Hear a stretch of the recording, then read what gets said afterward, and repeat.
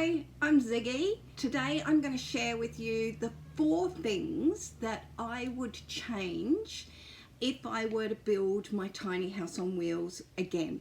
So if you are designing your tiny house, or you're building a tiny house, or you're just interested in how to make a tiny house more functional, stick around because this is going to be useful for you. And just before we get going, don't forget, please hit that subscribe button if you're new around here, and please take a moment or two to comment in the comments below and tell me what are the challenges that you face in terms of functionality, either in your own tiny home or actually in a normal house as well. What are the things that you would change if you could? So let me just say first off that I love my tiny house on wheels. I love the design, I love its space, I love the way it flows, I love its fixtures and fittings. I love everything about my tiny house.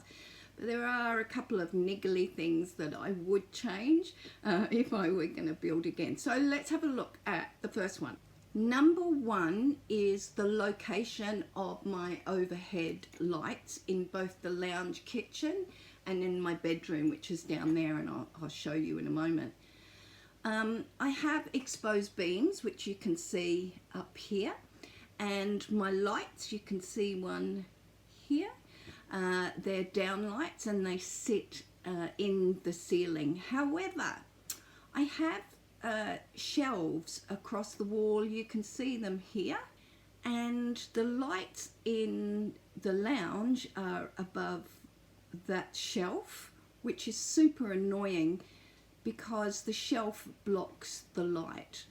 Also in the kitchen, my 2 lights in the ceiling are above my pantry and my fridge. So they're above the cupboards, which is probably a bit of a daft place. You really would want your lights above your sink or your work area. So that's one thing that I would change, is the location of the lights in the lounge. And also in my bedroom, the lights in the bedroom are also above the shelf, which sits above my bed.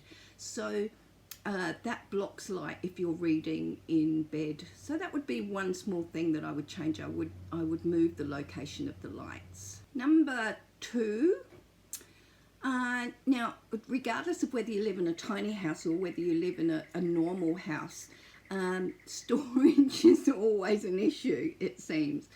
And I find usually that storage is not too bad in here, but I would have liked kickboard drawers. Now, kickboard drawers are in that blank space between the floor and the base of the drawer, and there's that kickboard area there. That's just empty space.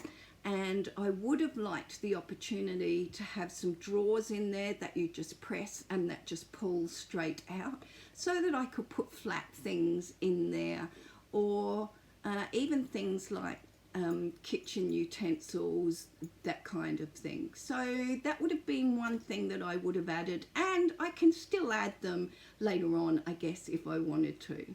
The third thing I would change is the location of my air conditioner. Currently, it sits on the wall above my kitchen, facing towards the front of my house. So it does a brilliant job of cooling and heating, because it's a split system, cooling and heating my lounge and my kitchen area. But it pushes in this direction, the air pushes in this direction, but my bathroom and bedroom are over here. So very little of the cool air ends up going in that direction towards my bedroom. What I should have done is actually not put that shelf there, and I should have put the air conditioning above that window just there. That would have pushed the air all the way through my house, through the bathroom and into my bedroom. Would have therefore cooled everything. So when you're going to place your air conditioner or your heater, make sure that you position it in a place where it can push air, warm or cold, all the way through your tiny house, rather than just one section of your tiny house. Number 4 is probably a little bit niggly, but it is something that I find a little bit annoying, and that is my bathroom sink and my kitchen sink are probably too far away from me. They're recessed into the benches a little bit too far away.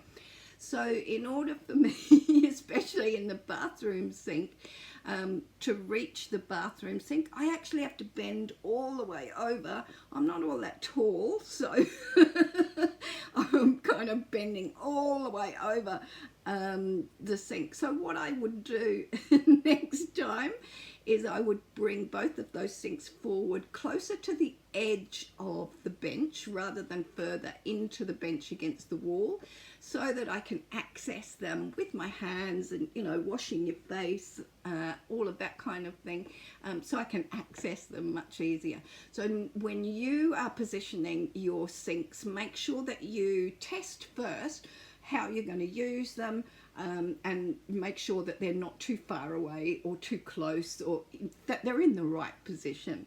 Okay, so they were the 4 things that I would change if I were going to build again, and I'm not in the foreseeable future. I love my house. So I hope that this was useful for you. If it was, please consider subscribing by hitting that button down there. Give me a thumbs up if you found this useful, and don't forget to comment below and tell me what are the functional challenges that you find in the space that you live in. So until next time, everyone, hope you're having a fantastic day. I'll talk to you soon. Bye.